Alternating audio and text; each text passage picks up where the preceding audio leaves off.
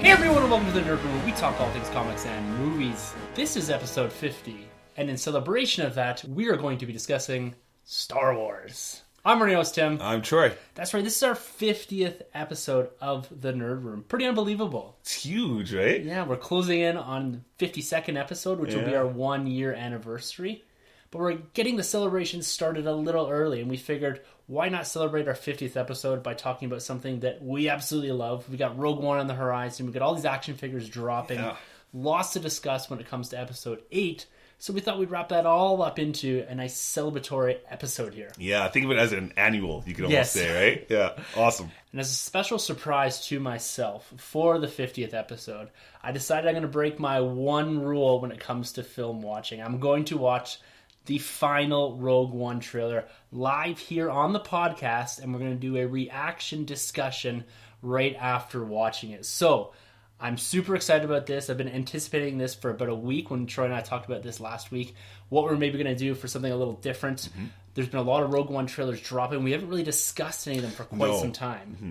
And we thought it'd be kind of fun just to do that. So I'm really excited here. I'm worried that I'm going to spoil myself a bit here, but at the same time, I think that the reward here is going to outweigh what I'm going to spoil myself here on. This is huge, especially because you're in like that Rogue One catalyst mode right now. Yeah. You're off the book. You got the trailer coming out. You got your tickets. Rogue One's just around the corner, man. This is great. It is. Yeah. So I spent the better part of the last day and a half puking my brains out here, so I'm a little jittery on the mic, and it's going to really bother me. I got a real big sweat on right now, and it's been an odd few days. We kind of came really close to having to cancel the recording, but it is our 50th episode. I decided to push through here. So we're going to jump into our normal nerd news segment here before we get into all of our discussion of Star Wars. Awesome. Doctor Strange. It continues to dominate the box office here, domestically as well as internationally. This has now become the largest single MCU solo outing globally, with Doctor Strange overtaking Iron Man. Whoa, that's huge. Yeah, over $600 million globally Doctor Strange has done. The power of the mouse. Yes, Jeez. It is insane now.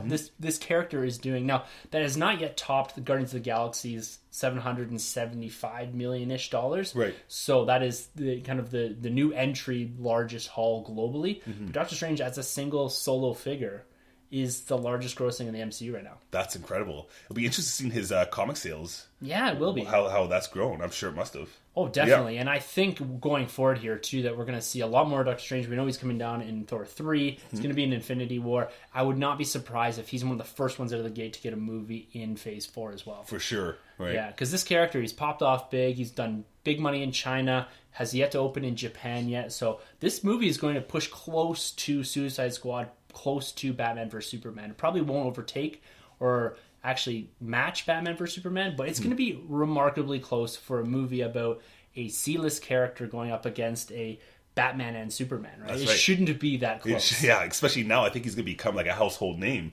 And maybe just like the Avengers, how we saw the Avengers assemble, and they put these little inklings and Easter eggs towards building the Avengers. Could we see that happen now with the Illuminati? Could we see them sprinkle that in with a character like Doctor Strange and Robert Downey Jr. As he's getting older too, he would fit that role even better? Yes. Could it happen? That is unreal thinking. I absolutely love that. Mm-hmm. That just gets me more excited for this universe, because something like that's a way you could see and tie the universe together again, because you've had the Infinity Stone arc tying all this together. You're building the foundation of the universe, but to do something like that, an Illuminati type thing, wow, that'd be huge. Because that's one of the comic books I have said in the past that I'd love to see adapted into film, at least the concept of it. And to do, sure, man, I love that. Hoping so. Someone hire this man. Hey, Kevin Feige, if you're listening out there. So this movie, I'm really looking forward to getting it on Blu-ray and getting a second viewing in here. I have not made it back to the theater yet, but it is something that I'll definitely be grabbing once it comes out, and I can't wait to watch it again. Yeah, completely agree. This movie has been marinating more and more after I've watched it. I really like what they've done here, so I can't wait to see more with the Sorcerer Supreme. Yeah, and hopefully continuing into Thor 3, they can take this momentum from Doctor Strange, put him into Thor in a big way, and have him be a really impactful, even if it's just a glorified cameo. Yeah. It's going to be great to see him again so soon, something that we're not really used to with the new introduction of comic book characters in these solo films, right? Yeah. So it's really nice to know that we're going to see Doctor Strange very soon, just into next year. Yeah, awesome. Right now, as we record here, CW is undertaking a large 4-episode crossover event between Arrow, Flash, Supergirl, and Legends of Tomorrow. And myself, not a watcher of any of those shows. I've tried them all, couldn't get into them. A lot of time commitment there for 4 shows. Fair enough, yeah. But this huge crossover event they're doing, I'm really intrigued by it. I watched the trailer. It was the Aliens versus Heroes or Heroes versus Aliens trailer. Yeah. And it seemed really interesting what they're doing here. And I got really excited for me personally, Marvel to do something like this down the line. But this is really cool what they've built, this universe here. And I know you've said that you've had some issues with Arrow in the past, but you're still keeping up with Flash, right? Yeah, for the most part, I keep up with Flash. I did check out this season 2 CW Supergirl, and I'm really liking what they're doing with Supergirl. Flash has actually kind of been a letdown, though, this season. Just going off with this Flashpoint universe that they teased us with so much throughout the summer, and it didn't really pay off the way I expected it to. So I'm down about an episode or 2 with Flash. I got to catch up. But yeah, like you mentioned before, I've given up on Arrows. So this is really cool, though. This is kind of like, CW's Defenders, at least it seems, definitely. right? They've beaten Marvel to the punch. Yeah. So I can't wait to see this huge crossover event, and I really want to see how they tie in Supergirl into this universe. Because at least, as far as where I am right now, they haven't really crossed over into that Arrow and Flash universe, even though it is under the same network. So that didn't happen at the end of the Flashpoint thing? Is that still going on in Flash? Yeah, see, the Flashpoint thing was squashed in 1 episode. 1 episode? Yeah, 1 episode is squashed, and then when he went back to his timeline, kind of had the butterfly effect where things are a little different, but I want to call it the Flashpoint universe.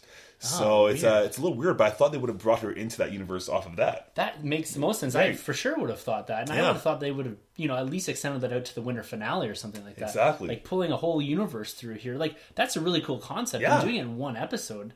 I know. Especially as they built this, they teased it before the season started, and they teased it, through it. I think I watched the first couple episodes, and they had teased ideas of that with the newspaper and all that. Yes, exactly. And so it's weird that they didn't just kind of pull that through it's more. a Because I letdown. thought that's what all this was going to be, this aliens versus heroes, this invasion type angle. Yeah, that's what I'm wondering, because I haven't been watching Legends of Tomorrow at all, so I don't know if it has a lot to do with that universe going on. I have heard good things about Arrow, though. I heard it's been building up, and I heard it's kind of coming back to the season 2 kind of feel. So at the end of the day, I'll go and check all these things out. But I am a little bit let down by Flash. Yeah, that's a shame, because coming from an outsider's perspective, I'm looking at this, and Flash is one of their pillars right now, Definitely, right? As far as TV shows go. And you'd think that the Flash story was going to roll into this invasion, being it's the most popular show, and then bringing in these other characters to kind of say, hey, remember, guys, we also have these other characters that you can go watch on Monday, Tuesday, Wednesday, Thursday type of thing, right? Yeah. And why wouldn't they just be using the Flashpoint or the Flash universe at least to propel this story, this arc into the other TV shows? Right. So it's interesting. I might check out this crossover event. I've actually got them taping right now, or recording on the PVR, because I just kind of want to see what they do with it, because I love continuity, and I love that aspect of seeing crossovers and all that. I've loved that since I was a kid. Always. And it's really cool to see Arrow on Flash and vice versa, and all these characters kind of crossing over. And, that's what comic books are too, right? These big events that we see every single year, 2-3 times a year. That's what we love. And some people are getting tired of them, but me personally, I love a good crossover event. Even if it comes out slow like Civil War 2 or anything like that, I still love this idea of individual characters coming from their own comic books and crossing over for a larger storyline. Yes, I've always been a big fan, especially in this trailer. They nailed it when you kind of got that splash page at the end where they all kind of join forces with Supergirl flying down, and you have Flash and Arrow and Legends of Tomorrow characters all there on that panel, that page. I thought that was so cool and so comic book like. It was. Yeah, and it's really cool to see Supergirl, like not Superman. I mean, obviously Superman doesn't have a show yet, but it's really cool how Supergirl's kind of taking that mantle. Yeah. At least what I've seen so far. Well, she seems to be almost the leader of this. Flash and Arrow do have, they kind of almost sharing it, that trinity, if you will. Yes, exactly. They're kind of almost paralleling the Wonder Woman, Batman, Superman type thing. That's right. Yeah. And I really like how they've done that as well. But she seems to be one of the focal points of this. And I'm curious as how they're actually going to bring her across here. This has to be when they're going to do it, I would assume, right? Yeah, they have to, right? Yeah. So pretty cool. So check that out. That's happening this week. And maybe we'll talk a bit about it, kind of the roll up here, maybe next week if we do have a chance to watch some of those episodes. Absolutely. Yeah. Speaking of trailers and the CW, yeah, I don't know how many of you guys are Archie fans, Archie comic fans. So as a kid, I read a lot of Archie. Oh, nice. They were always there at my family cottage, and it was kind of something, we didn't have TV there really. That was kind of the first place I ever watched the Batman TV show, but it was something that we only got to watch once in a while, kind of just after dinner or whatever, when everyone's kind of calming down. Yeah. But Archie was something that they're always stacked up behind their beds, and it was something cool. And I always felt like, I get to be one of the big kids. I get to read Archie. Nice. And so I have some of this affinity for some of these characters, some attachment to them, and how they're portrayed in the comic books. I'm seeing this through my child's eye, but at the same time, I feel like I have this connection with these characters, and even though I have not read them in over a decade, right? But you see the comic books still on the shelves. You're like, oh, hey, Archie Digest or whatever. Yeah, even a Safeway, right? I'll see them hanging around. Yeah. And CW has taken this concept of Archie and they're spinning it into a CW TV show. Yeah. And this past week, the trailer dropped. And it is something else. Like, there was a parody a year or two ago that some fans did of a really seriously toned Archie, and we watched that before we recorded the podcast, and it's really well done. Go and check it out. Just type in Riverdale parody, not Riverdale the CW TV show. And it's interesting, it has, Jughead is struggling with his sexuality, and there's, Moose is popping pills, and Archie's all over the place, pregnancy, all this kind of stuff. And it was meant to be a funny take, not so much a funny take, but a serious take on what a Riverdale or an Archie movie could have been. If they kind of had gone this way. And CW has seemingly taken this concept and just rolled with it. Yes. Making it like a Dawson's Creek. Yeah. I got a really Twilight vibe off it. Just, this all the guys running around with no shirts on, the girls, and they kind of promoted as the network that brought you Vampire Diaries and Gossip Girl. Yeah, One Tree Hill almost. Yeah, so it's going to be interesting to see what they do. The purists of the Archie world, those that still read, are going to absolutely hate this. Oh, I bet. Would be my opinion. Yeah, that's... No, going back to the comic books, I'm not too familiar. I do remember the cartoon show way back when I was a kid. Did Archie comics start off as him being a kid or high school? I think he was always in high school. Always high school, so there's like a spin-off when he's a little kid, because I did see some things when he's like a kid. There's always there's little Archie and stuff like that. Yeah, so that's just a spin-off. That's its own I kind of think thing. So it's kind of like The Simpsons, where they never really aged out of high school. Yes. So I don't know what they're going to do here. I'm going to be honest with you, just because of this trailer, and I'm going to watch the first episode. For sure. And I'm curious if my wife will get into it or not, because she was a big fan of Gossip Girl and all this kind of thing. And so I'm going to give it a shot here. I'm sure I'm going to hate it. It's so funny, because going back episodes ago, way back, Sanjay and I were talking about what we'd like to have come to life with these kind of comic books things, and I think I brought up Archie. So it's kind of funny now to see that this trailer's come out, and check it out. One of the episodes a while back, I did mention an Archie TV series, which is weird, but I wish it kind of went like a 21 Jump Street route, where they don't take itself so seriously, and just have fun with the source material. And I think that's what they should have done. That's the way to go with this, is just be a little lighter. Like, even the color filters that they use in the cameras, all dark. Like, that's why I said it looks like Twilight. Right. Just these mopey, emo-type characters, and everyone's going to be upset or depressed and all this type of thing. And they're definitely going to go down the path of pregnancy, drugs, school shootings, all this type of thing. Beverly Hills 90210 style. Exactly. And so I don't really know if they're going to even respect the source material, with the exception of using the name Riverdale and the character names, like Reggie and all that. Jughead, I didn't really see a Jughead in there, so I'm curious if they're going to go down what path they're going to go with him. Maybe he becomes Jughead at the end of the season. Yeah, I don't know. So I'm kind of intrigued, but I'm also kind of like, come on, guys, you could have done better here. But CW, that's kind of what they do with these shows, and so we'll just have to wait and see. Yeah, I'll check it out. Yeah.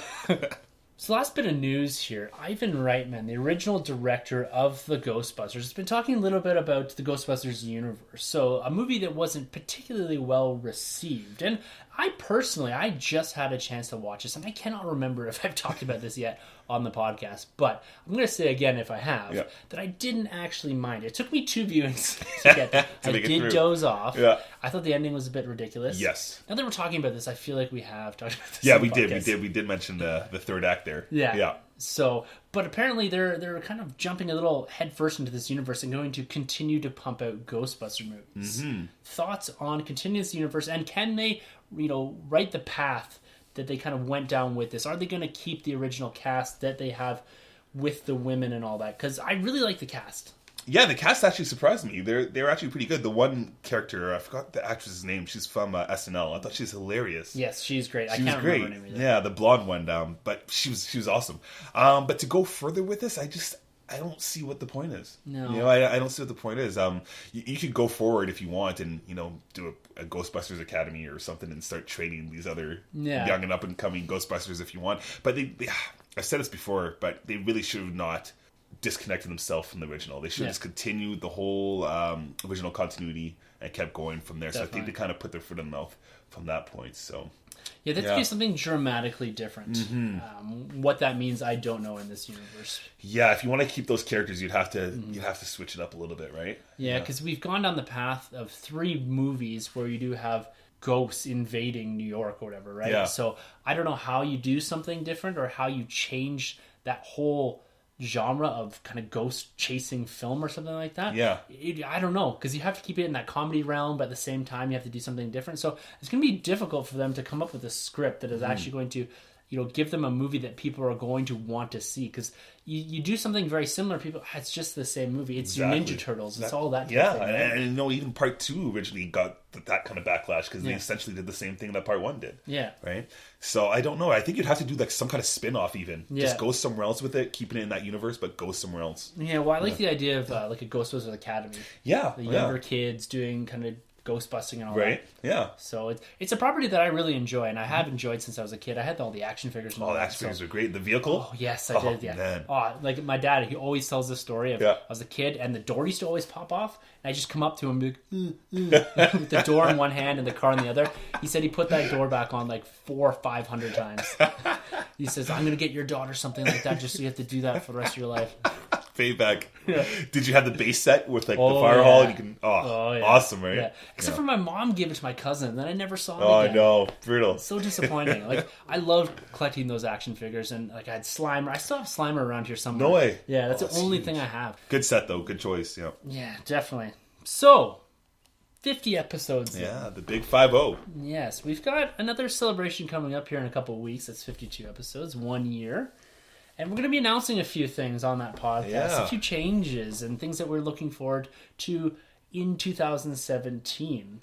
One includes, I'm going to say it right here because we may have it next week, an upgrade to our equipment. Boom. We're moving to a mixer, individual microphone type recording. We've for the last 50 episodes, maybe 51 episodes, we've had a single mic, and the 2 or 3 of us have spoken at it, and it's okay. The sound quality's okay, and we like it, but we figure we're going to get more of a relaxed feel and a little bit better sound quality for you guys. So we've ordered all this gear. Cyber Monday came through for us, big savings and all that type of thing, so it's in the mail coming for us. And we're really looking forward to kind of stepping up our game here for podcasting when it comes to the audio. Yeah, we're doing it for you guys. A little bit ourselves, too. Yeah. For that 52nd episode, we're going to be announcing a few different things, so make sure you tune into that. But for this episode, we're going to be talking a little more Star Wars here. We're coming back to the universe that we absolutely love, an universe that we've been collecting a lot of action figures from lately. Yeah. The distribution for Rogue One has been much better than it was for The Force Awakens. Definitely. So, when we came out of Force Friday, or Rogue Friday, what it's ever called, if you remember back, I can't remember what episode it was, a few episodes back, we discussed our disappointment with the day itself, or the evening itself, and missing out on the experience. But the day after, we were able to get, or actually our wives were able to actually get their hands on that first run, that first series of Rogue One Black Series figures. And the second wave had dropped, and we thought, it's going to be really hard to get. We aren't seeing it around. And then Troy texted me one day, got Krennic, got C-3PO. Right. And then a couple of days later, I was able to find the EB Games exclusive C-3PO with the silver leg, no red arm. And then I was able to find Krennic and the Scarif Trooper as well. So we've been having lots of luck here. And I hope you guys are having the same amount of luck. But we just want to quickly talk about some of these action figures here. And, going into the C-3PO. So you've got the C-3PO from Force Awakens Red Arm. Yes. I've got the silver leg from A New Hope. And one thing, I even pulled the trigger on the Red Arm C-3PO because it's literally the exact same figure. Yeah, exact same thing, just an arm swap. And in my case, it's just a leg swap, right? Yeah. So, we were talking before how we don't really like it when they do that with the figures. It's a little bit of a ripoff. We even mentioned before, it'd be kind of nice if they gave you interchangeable arms or limbs, just so you can have the best of both worlds, right? Yeah, and especially this early in the wave that we're already getting kind of repeat figures almost. Yeah. And I get that it's an exclusive. It's not part of the main wave. It's something that's sitting at EB Games and we don't have to buy it or anything like that. But I really do agree that swap out arm, swap out leg would have been great for C-3PO, right? Yeah. And that's even the same thing we're seeing with, so there's the Scarif Trooper, the commander here that we're seeing that I picked up at Toys R Us, but Walmart in the States also has just a normal Scarif Trooper without kind of the coloring on him. Oh, okay. So again, it's a repack and it's a repaint of a similar figure, just more of an exclusive to Walmart. Right. And then the exclusive hover tank driver from Toys R Us, which has been dropping all over the place. Awesome looking figure. I'm a big fan of these armored figures. Like, I absolutely love them. But again, with this, all they've done is a head swap in the Scarif Trooper. Yeah. So, but that's okay. You know, I do love the armored figures. Like, I'm always going to collect them above and over even the main kind of humanoid looking action figures. Aliens and armored figures are my game. Like, Darth Vader, droids, all these type of the Kylo Ren mask, right? They're great, so especially great. in the Elite series, right? They come out spot on. You had some luck with the Elite series this past, what's it called? Black Friday. Yeah, Black Friday. I picked up Darth Vader Elite series for $16. That's a steal. I paid like $34 for it, right? Yeah, because it came out as an exclusive, so you paid a premium on it the same way you do some of the other exclusives. Like the R2D2 and C-3PO in the Elite series were premium figures, so you do pay a little more. That's the same with the hover tank driver from Toys R Us. It was like a $34 figure. Holy smokes! Yeah, that's something else, you know. It's that's something. With the Darth Vader Elite series, he turned out pretty nice. Again, with the Elite series, if you're not too familiar with these, they're a bit bigger. They're about what, 7 inches, yeah. 7 inches, yeah. So they're equivalent to like the Marvel Selects. But the thing is, like you mentioned, Tim, you got to stick with the helmets, the masked figures, because once you get to the humanoid looking figures, they don't do the greatest paint work towards the faces. The Black series has been doing a little bit more of a better job when it comes to the faces. Like looking at Krennic here, the Black series number 27. This guy came out right out of the movie. Oh, yeah. Perfect. He is unreal good. Yeah, he's just great. For the white tunic, everything's just spot on. Yeah, the cape and all that. I absolutely love this figure. And he, I believe, is coming out in the Elite series. Disney did release their next line of Elite series figures, and I believe Krennic, I might be misspeaking there, but I believe he is part of the next wave, and there's a couple other figures that are coming out. Do we have Donnie Yen yet? Because I thought I saw him at the Disney store. Donnie Yen is out. That whole crew of Rebels is out. Do you have Donnie Yen yet? No, I didn't pick up any of the human figures. Again, coming back to this face first helmet or first armored figures, I figured what I'm going to do is, it was Force Friday and I was already dumping a ton of money, so I just got the characters that I really liked, the C2B5, K2SO, Death Trooper, and I did pick up a Jyn because I figured she's going to be a big character going forward. Sure. And I thought to myself, if I really enjoy these characters in Rogue One, I'll pick them up one by one, look for sales and that type thing. I don't imagine these figures kind of flying off the shelves, and they haven't yet. You still see them, right? The fact that you're able to still pick up a Vader, you know, this deep into the line, you know, that's good hunting on your part. But at the same time, it makes me feel like some of these figures are going to be kicking around for quite some time. Yeah, especially with the Black Series stepping his game up so much, it's kind of kicking the Elite Series a little bit. There, right? Going off of Jyn, though, she's probably has one of the better faces I've seen. She does. For this Elite series, Yeah, she does. I think Kylo's is one of the worst. Yeah, Kylo's is bad. Yeah, it's tough to look at. And being the Christmas season and all, I started picking up little tiny, I'd call them, I guess they're the ornaments, but almost like a tchotchke or whatever. I don't know if I'll put on the tree, but at Walmart and Toys R Us and all these places, you do get these Hallmark Rogue One, these kind of small, you know, the paint apps are okay and the sculpting's okay, but I really like them. I think they make, you know, kind of your Christmas tree a bit more Star Warsy.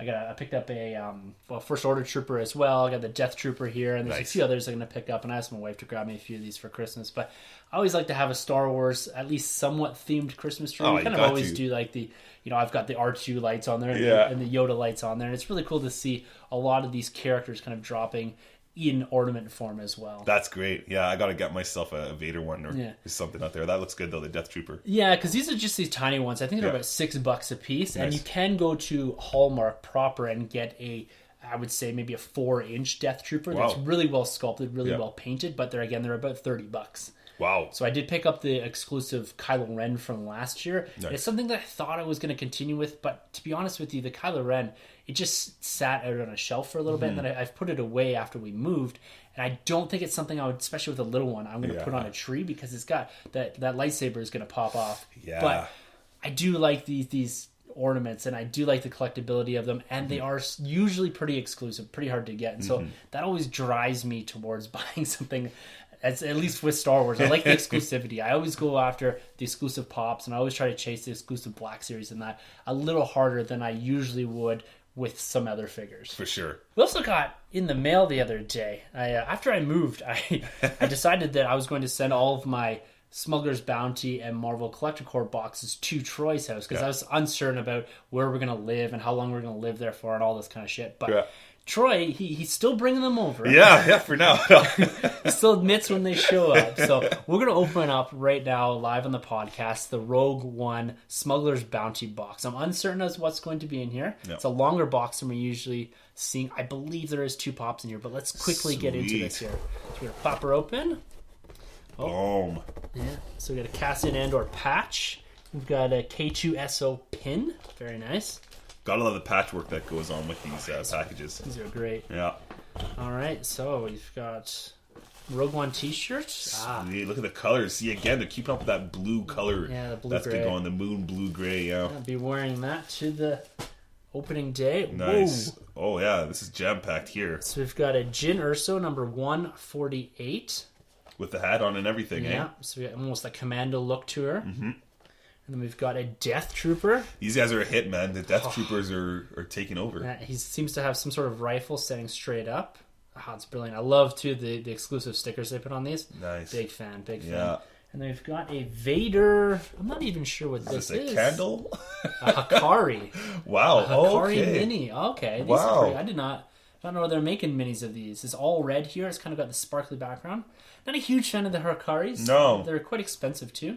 But it is Vader. Yeah, you can't go wrong with that guy. No, pretty cool. Yeah, that's a good Smuggler's Bounty. Wow, they went all out on this one. They really do. It's worth it, isn't it? It definitely is. It's in Canada it's a little more because we pay a little more for shipping and with the exchange rate and all that. But for the ones that we've opened here live on the podcast and for ones that have gotten that we haven't, I've never been disappointed. And the fact too, getting a Jyn and a Death Trooper Funko Pop, like in a store, even at the exclusives at Hot Topic and that, you're paying between, I would say, $11 and $16, $17 for these. The cheapest is EB Games for sure for the Funko Pops. They're about $11.99. But you can get upwards of $16.99 for some of these pops at local shops and stuff like that. But it's something that's worth it, this Smuggler's Bounty, especially if you're a big collector like myself. I kind of collect a bit of everything. Yeah. And this is a cool way to continually getting Star Wars merchandise, every other month on top of what you're already getting. So it's something that's... And I love the t-shirts too. I either use them to sleep in, or I always wear the t-shirt I get in the box for the movie premiere that's coming Nice, that works out. And they display pretty well, right, with everything you get in there? Yeah, they do. Like the Funko Pops in particular, like I find I keep them in box. I'm a mint in box kind of Star Wars collector. Yeah. I don't pull anything out. I do pull my Marvel Legends out, but I don't pull the Star Wars figure, any figures or the Elite Series. I've contemplated the Elite Series, pulling them out. But even these Funko Pops, they display really well in box, I think. You're also a mint box collector, right? Yeah, for the most part. My Marvel Legends, I take them out and I paint them and all that stuff. And even the odd Star Wars ones, I'll be doing that with. But for the most part, I keep them in the box. Yeah. My Marvel Selects, those guys are a must-have in the box for me. Yeah, and that's almost just a preference, right? Yeah. Like, I don't know even why I started doing that, because my initial collection of Star Wars was the Power of the Force. Yes, with the big chest. Yes, and I opened all those as a kid, Yep. and then I got into Episode 1, and then I skipped Attack of the Clones for whatever reason, and then I got back into Episode 3. Nice. But I opened all of those. I didn't have any in box, and I remember the first actual mint in box I started collecting really was when I got into the Black Series and all that, because before that I'd kind of gotten out of collecting for a little bit, and the Black Series is what really brought me back in. Yeah. And I've been mint in box ever since. And Awesome. I do have a vintage collection as well that's of course not in box because I don't have that type of money. But yeah, it is a personal preference, and I don't know why I went down that path, because my wife, sometimes I'm like, I think I might open this. She's like, no. Why would you do that? But again, too, they display so well when you have them in the box, right? Yeah. Yeah. So we've been keeping you guys updated on our progress through Catalyst here, and we're going to be talking about that in 2 weeks' time on our 52nd episode, just before Rogue One opens, to give you guys a little bit of insight into that book if you have not read it, and just help you bridge a little bit of that gap between the characters that they're describing in Catalyst, Orson Krennic, Yes. and Galen Erso. Yes. Man, I have a really hard time when I say those two names out loud. They Yeah. sound so familiar. Saying them back to back, right? Yeah. And one of the books that we both have read now, I just completed Lost Stars, and I think it's another great book to get into before Rogue One. Yes. It really does give you some great insight and perspective on the Empire that, for me personally, I've never read in any sort of canonical book. This book, Lost Stars, by Claudia Gray, the same writer that did Bloodlines, I would have to say it's a high recommend from me, because it's one of these books that kind of flips the script, and it does something a little different, is that it gives you a story from the perspective of people that are part of the Empire, cadets that are part of that, that grow up with the understanding that the Empire is here to make the universe more prosperous, to make it safer, to make it better. Yeah. And you almost see from the angle of, wow, the Empire, the Emperor's here, he's the great one, he's here to save us all. Yeah, it's just an old man. Exactly, right? And they're here to make the galaxy safer, to make it better, because the Jedi were evil. And you see this propaganda building through this whole book. Yeah. And that's something that we're going to see reflected in Rogue One as well. So this story takes place 8 years after, or at least it starts 8 years after the fall of the Jedi and the rise of the Empire. It begins on Empire Day 8 years after. Right. On Jellican. Yeah. Which I absolutely love what they did there, how they tied that into Bloodlines and all Right, that. yeah, with the stones and statues. Yes. Yep. And it continues right through until the end of the Battle of Jakku, spanning all of the events of the original trilogy as well, and talking and hitting on those events from the perspective of someone from the Empire. Yeah. That's involved with the Empire, that's part of the Imperial Academy, and kind of going through the ranks there. And I just can't say enough good things about this book. We're not going to do a full review here or anything like that, but I just want to talk a little bit about some of the highlights from that book and kind of get you guys interested in it, because I think it's one of these broad, long-spanning books, similar to what Catalyst is doing, right? It starts at in the Clone Wars, it's going to end basically at Rogue One. Right. And this is starting, not too long after Revenge of the Sith and going right through past the Battle of Endor and all that. It's huge. And the characters they give you, Thane Kyrell and Sienna Rhee. Right. They're brilliant. I'd love to see them in live action. These characters... Just a little cameo at least, right? You get really connected to these characters. And I can see where people might take issue with this book, because it makes the universe feel a little bit smaller, in the sense that these two main characters seem to show up and cross paths at every major event in the Star Wars universe, at least throughout the Galactic Civil War and all that, right? But at the same time, I'm like, it just makes me love and connect so much with these characters, the fact that they were present at the Battle of Hoth and at Endor and at Yavin and all this, right? Yeah, the Death Star. Yes, right? and you see the effect of the destruction of the Death Star on the Imperials, on the cadets that had friends, had family, and had people that were directly killed by that, right? They thought the rebels were terrorists. Yeah. And they had gone and done this massive murderous event. And you see from that angle, and it gives you a completely different viewpoint on the Star Wars universe, something we're not used to, right? Because we always seeing the protagonists, the Rebel Alliance as being the good, all good in the universe. And this is coming from that different angle, where it's, no, the Empire is the all good, and the rebels are the terrorists that are going in, and you can kind of see this. There are these guerrilla warriors that are going in and disrupting order and creating anarchy and all that. And it's really cool to see that angle. And you do get a bit of a love story in there, which at times has taken me out of it. But at the same time, the love story between the two main characters that does eventually develop. I should have said spoilers before all this, but I guess you guys kind of got that by now. It kind of attaches you a bit more to these characters and makes you feel like when they come back together periodically, it has that much more of an impact. Because at first it's like, there's too much. There's a couple of chapters that are really, really lovey-dovey. You're seeing all this, and they're kind of doing the thing. Yeah. But it made me feel like these characters are actually connected.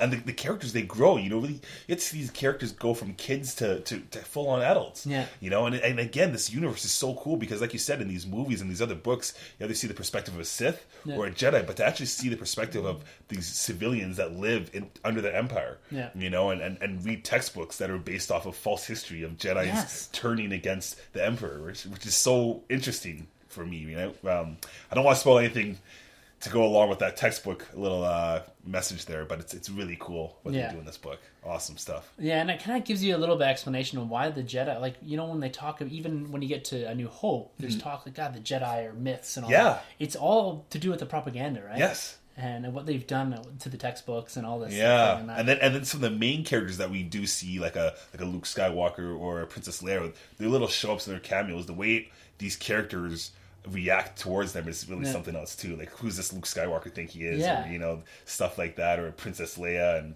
it's really cool. Yeah, and even like, from that with the Luke Skywalker, because we've always been so focused on him being this, you know, Jedi, this great warrior and all this. Yeah. But when you think about it, and you think about it from the perspective that it gives here, he's only been in a couple battles. Yeah. Right? Some of these guys have been with the Alliance for years. Yeah. And he shows up, and all of a sudden he's this commander, and he's doing all this crazy stuff. Hits the lucky shot. Yeah, right? Exactly. Yeah. And they're like, this guy, you know, one lucky shot. Right. It's, you know, all the cat's shit in the rebellion here. And I do like that. Yeah. It's really cool. Some of the other cool things that were mentioned in here, just quickly as running down some of these. Rogue One's briefly mentioned it as a battle that the rebels won. Yeah. And so I'm like up in my, like I'm on the bus listening to this. Oh my God, they just mentioned it. So good. And one other thing that's really cool, because again, spoilers for Catalyst, it connects a little bit into Catalyst here because it does make mention, and this is the first time, at least canonically, that I can think of it. If you guys have heard it elsewhere or have a different opinion, I'd love to hear it. But I think this is one of the first mentions that there is an array of kyber crystals that powers the Death Star turbo laser. Yeah. Because that's directly in here. I took notes as I was going through. I do this with all the books just so that I have something to refer back to. But when I read that, I was like, okay, so it is confirmed that it's the kyber crystals. And getting into Catalyst, that's again, a huge theme going on. Yeah, freaking Catalyst, I'm loving it. Mind blowing. Yeah. There's cool appearances by Vader, like you said, Luke, Leia, Grand Moff Tarkin, all these characters, and you see them grow as well too. Definitely. And 1 to 2 million people died on the Death Star. Wow. That, like, there's 2 references to it in this book. One was 1 million, and one was 2 million. So I really don't know which one is accurate. But they also do mention, like, when Death Stars and Star Destroyers and all these other, you know, big ships and that go down, you're losing hundreds of thousands of people on a Super Star Destroyer, which is crazy to think about, right? Yeah. And then coming back to The Force Awakens. So this book was Journey to the Force Awakens type books. This came out before the movie, and this is something that we were supposed to read going into The Force Awakens because it does describe, and spoilers again here, how the Star Destroyer, the one that we do see in the background when Rey is kind of flying across the desert there, the one that's crashed into the desert, that was, you know, scuttled by one of the main characters. That's right. So pay attention to the cover of this book. Yes. Because there it is, right? Yeah, exactly. And even there's reference to an AT-AT that falls over on its side in this book. And it's probably the one that Rey lives in. Yeah, that's so cool. And the way they write action in this book is something else too. It covers all grounds, from the romance, the action, the strategy, the war. Everything it's so Star Wars, but at the same time out of Star Wars as well, right? Yeah.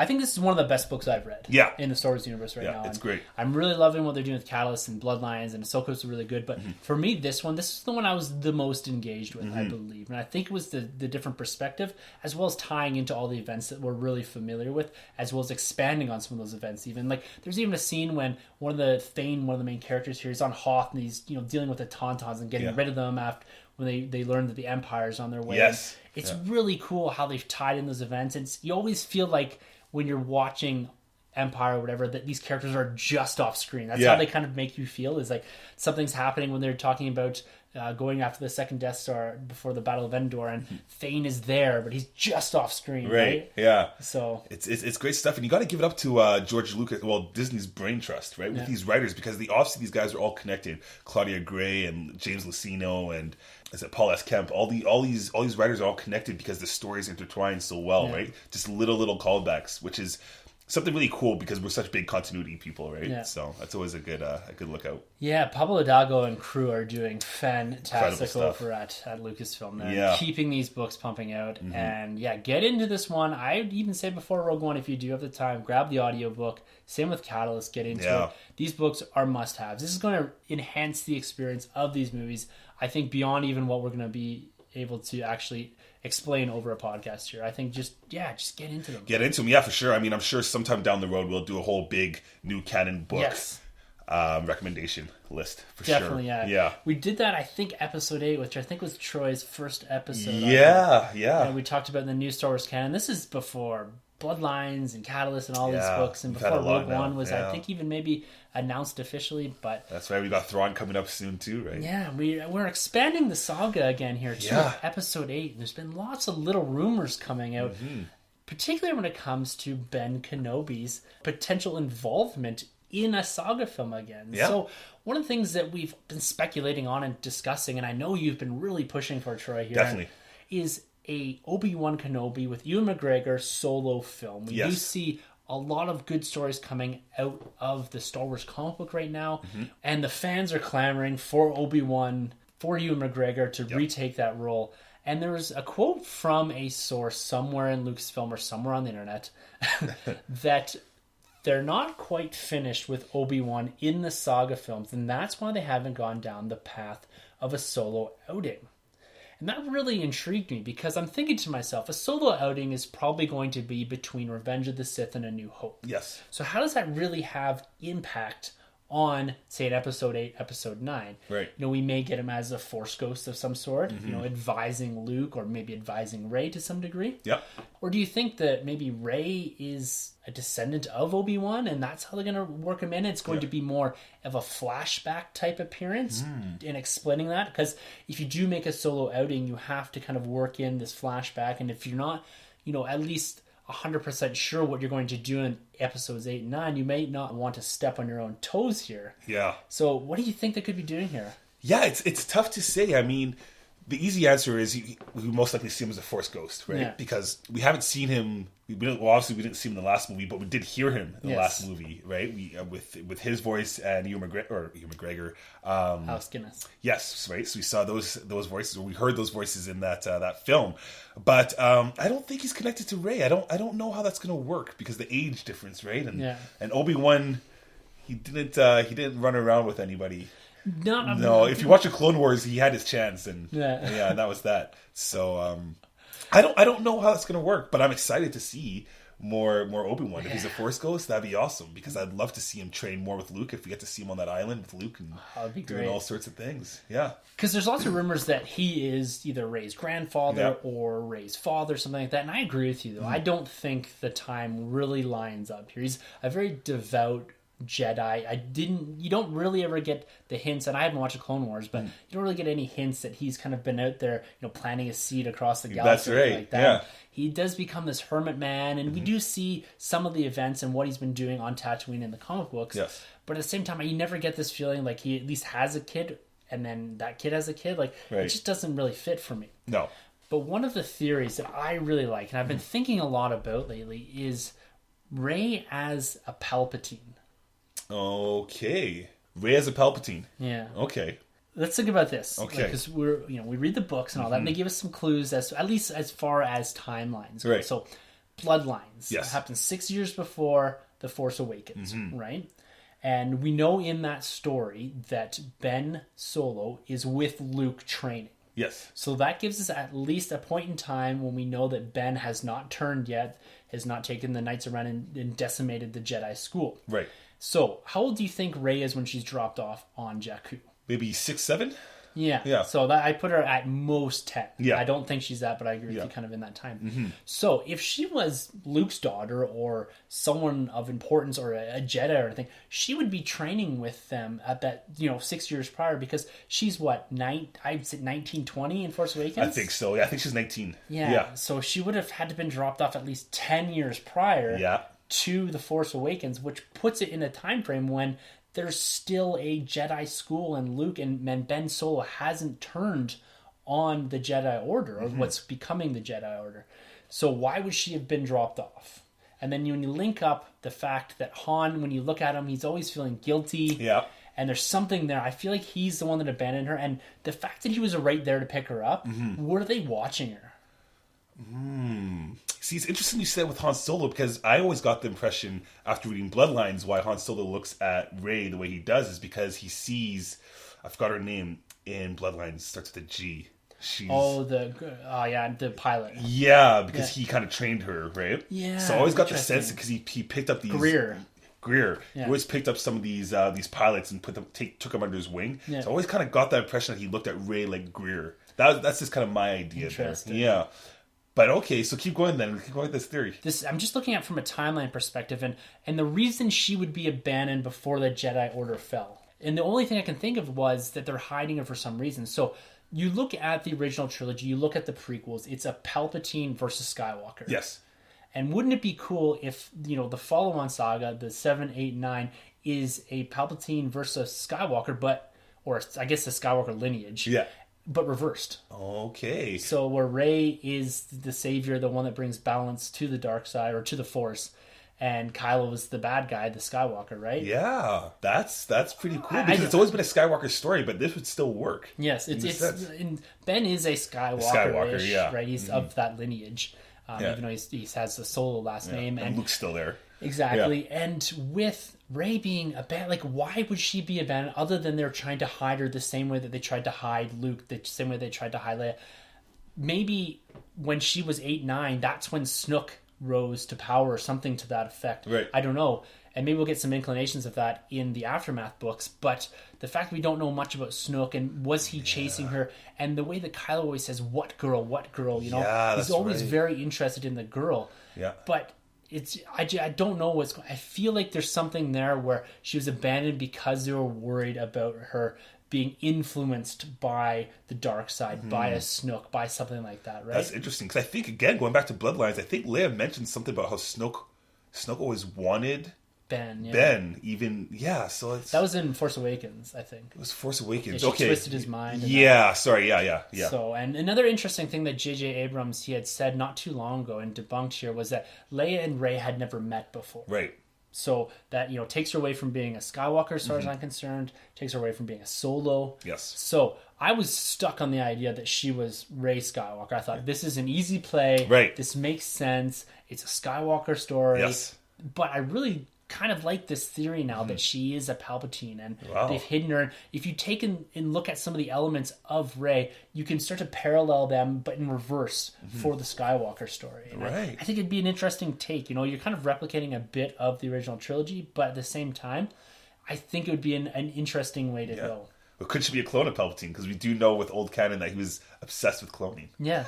Well, that's true, right? Like, coming out of that, that's another thing that it could be. Is we've had clones, the Clone Wars, and all this type of thing. The technology's there. Could she be something like that? Yeah. And I think Palpatine is also easier to kind of retcon the fact that he had a kid, and that kid had a kid. Either he's a grandfather or he's a father or whatever. I think that's easier to do than with Luke or with Ben Kenobi or a Solo or something like that. Right. So I think that's easier to do, to say, Palpatine was out doing his thing all the time, and he didn't have that commitment to the Jedi Order or anything like that. So I think that's a bit easier to explain. So that's my prediction right now, that she is Rey Palpatine. And that's interesting too, because didn't Palpatine have some kind of connection to Jakku? Isn't there a base under Jakku? There's some kind of science lab or something or another. I can't remember which book it was. I don't know. No, there's some kind of book. It might be in the Aftermath. Yeah, it might be in the Aftermath books, but they do talk about something with some kind of base being set up in Jakku that Palpatine was interested in. So I do know Palpatine and Jakku have a connection. Maybe because I haven't read that far in Aftermath, but they're going to explain in Empire's End, which is the third book in Aftermath, the significance of Jakku. So we've gotten some hints of the battle, and we do in Lost Stars get the idea of that this kind of the last stand of the Empire is there about a year after Endor. Right. But we don't know why it's there. Yeah. It is important though, Jakku. Yes, There's something big going on there. Yeah, and Rey happens to be found on this planet. Yeah, I don't think it's coincidence that you have the last stand of the Empire on Jakku and then the Millennium. Like, there's a lot of, intersecting. It's like Tatooine, right? Yes. It's like a lot of things intersecting at a single point, and there's a reason for that. Because the Force works in mysterious ways. It does. It certainly does. All right, let's jump into a little bit more Rogue One talk. Yes, bring it back. We've gotten our tickets here, and I'm an idiot because I did this for Force Friday too. In my mind, it said 12:01 a.m. on Monday. I read that as, midnight on Monday, but it turned out it was 10 p.m. Mountain Time on Sunday. Yes. So luckily I'm part of a group in Calgary here that kind of keeps track of that sort of thing, and messages were popping up. I'm like, what the hell's going on? Oh shit, the tickets are on sale. So I managed to get us 14 tickets for the whole crew that's coming. Those are the people that had fully committed. Yeah. And theaters had filled up across the city. It's pretty crazy. So we have, kind of that Thursday, the 15th showing. So we've got our tickets. Oh, man. Can't wait. Can't wait. This is huge. And so, like I said at the top of the episode, what we're going to do here is we're going to take a look at the final trailer for Rogue One. This is my first and only viewing of it, and we're going to do a little reaction. So we will be back with you guys in just a minute. Sweet. Okay, we are back. Whoa. I've got goosebumps. Oh yeah, chills. The music, unreal. Incredible. This trailer is something else. The first thing I'll say about it here is I'm really happy with the content in it. I do not feel after watching it just the one time, not overanalyzing here, Yeah. but I do not feel like the bulk of maybe some of the important or the big story points have been given away. I know the concept of the movie here, right? Find the Death Star plans and eventually it gets destroyed. Force crawl. Yeah.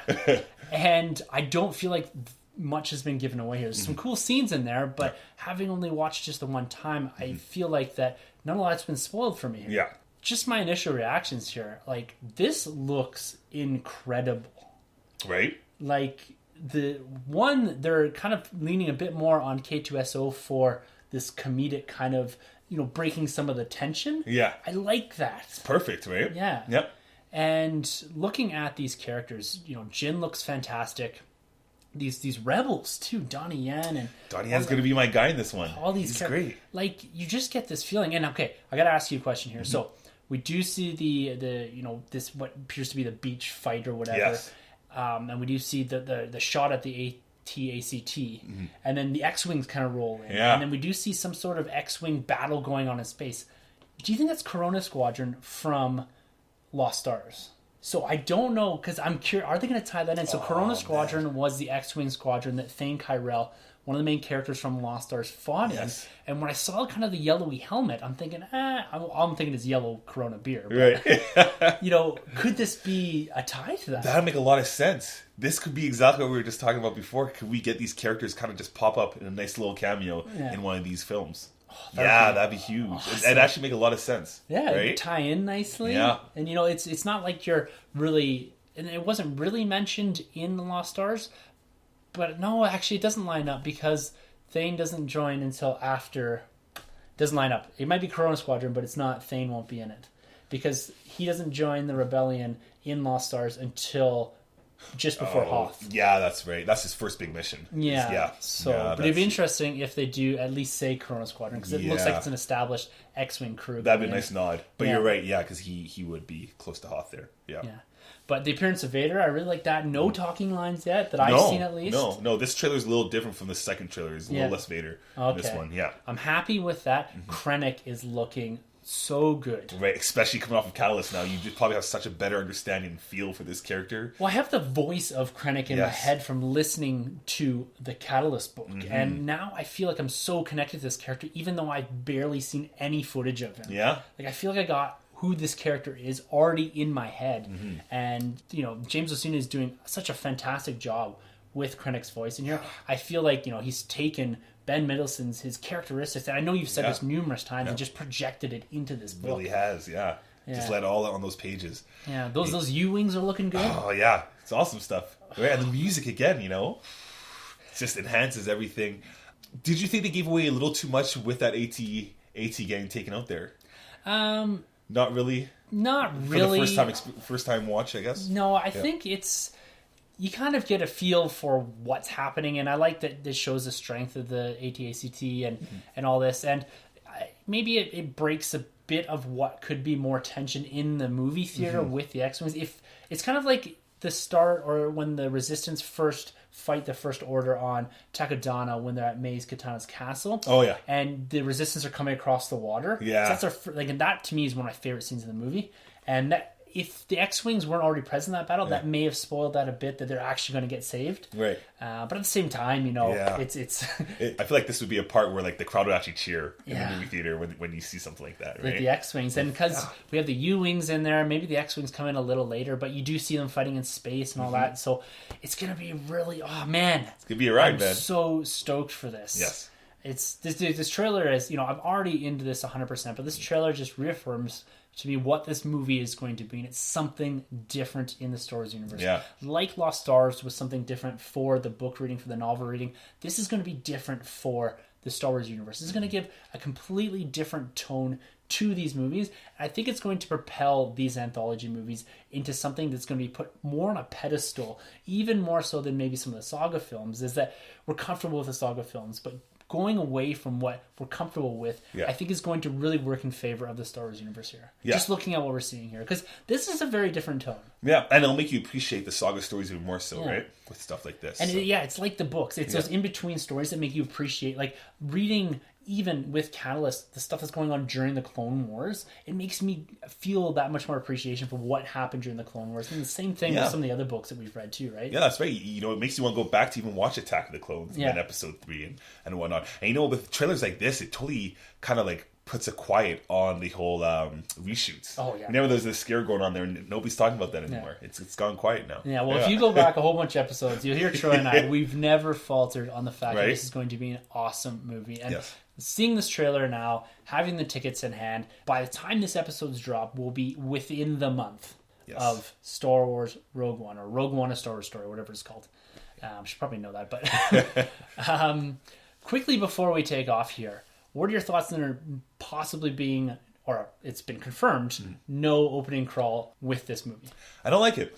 Yeah, I don't like it. You know, I like my Star Wars with opening crawl. Everything we've gone from Star Wars, from the comics, from the Clone Wars, both cartoons, all that, we've always had the opening crawl. I kind of feel like it's a disservice not to have that. I mean, we already know that it's an anthology film, so I don't think you need to do anything else to differentiate it from the original trilogy and prequel trilogy, right? So fully agree. I'm going to miss that if it's not there. While I was sick last night, I did watch The Force Awakens, and I still get that swelling of emotion when the music hits, that John Williams score, you get Star Wars, and then you get the opening crawl.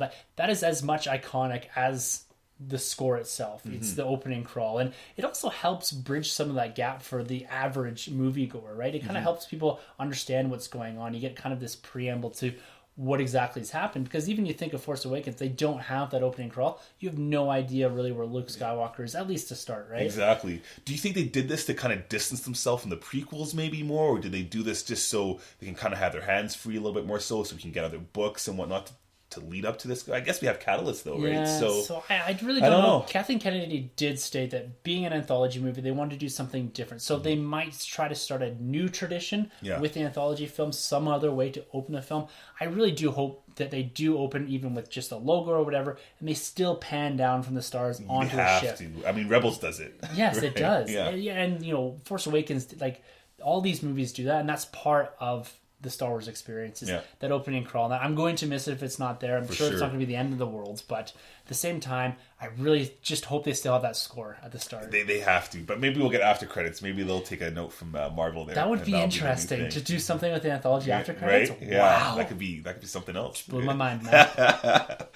Awesome. So that about wraps it up here for our kind of Star Wars discussion, celebrating our 50th episode here of the Nerd Room. And we thank you, the listeners, for tuning in every single week to hear us talk about all sorts of nerd stuff, from Star Wars, Marvel, DC, the TV universes, all of that. We really appreciate you guys coming back every single week and listening to us here. And we really enjoy putting these episodes together, doing the research and talking about this. And we appreciate seeing you guys coming back each and every week to listen to these episodes.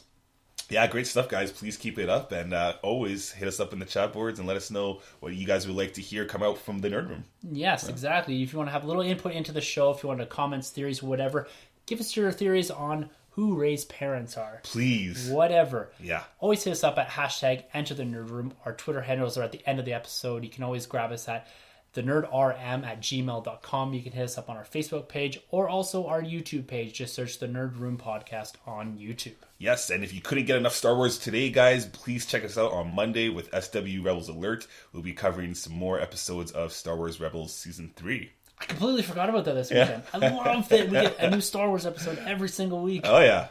Excellent. Yeah, good stuff. Great stuff. Well, again, listeners, thank you very much for making 50 episodes of the Nerd Room possible. We're coming back at you next week with something?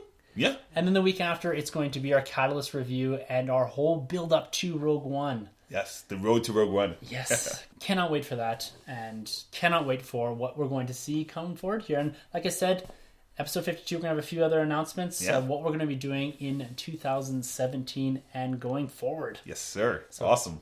You know what, Troy? Yeah, man. It's been an absolute pleasure. I'm very animated over here. Yeah. This trailer effect, right? Good stuff. It's been a pleasure talking Star Wars with you, man. Always. Look forward to coming back next week and talking more nerd. Of course. All right, guys, until next week, for the Nerd Room, I'm Tim. I'm Troy. And thank you for entering the Nerd Room. Don't forget to subscribe and rate and review us on iTunes. You can find our hosts Tim, Sunday, and Troy on Twitter at TheNerdRM, 1912 Podcasting, and Troy, The Boy, 87.